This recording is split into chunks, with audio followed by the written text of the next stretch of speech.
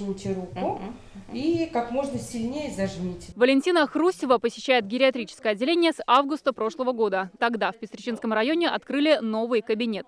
Отсюда с таким настроением уходишь. Мне очень нравится. И вот своим я говорю, кто, подругам, друзьям, приходите, не запускайте. Ультразвук, рентген, УЗИ. Комплексная диагностика для долголетия старших. В Пестричинском районе каждый 5-й житель пожилой.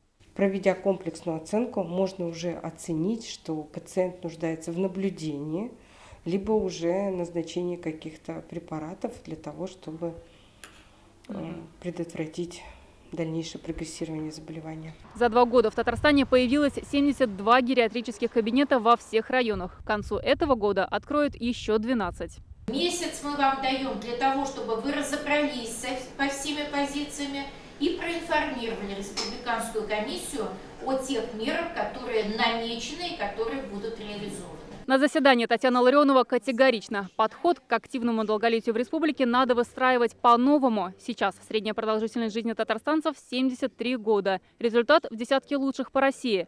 В планах через 3 года прийти к цифре 78. И здесь важно взаимодействие с Минздравом и соцзащитой. Мы вводим сейчас новую информационную систему, которая позволяет в режиме онлайн и медицинским работникам, и социальным увидеть все состояние человека, его имеющиеся ограничения, соответственно, правильно сформировать и программу ухода за ним. Долговременный уход – это, конечно, внимание самым сложным нашим старшим людям, которых мы должны поддерживать как с точки зрения медицины, так и с точки зрения социальной защиты. Все вопросы и проблемы, которые рассмотрели сегодня на заседании по гериатрической службе, примут в работу органы государственной власти. А подобные встречи обещают сделать регулярными и проводить их на всей территории Республики Татарстан. Наталья Мизна, Адельмин Дубаев, ТНВ, Пестричинский район.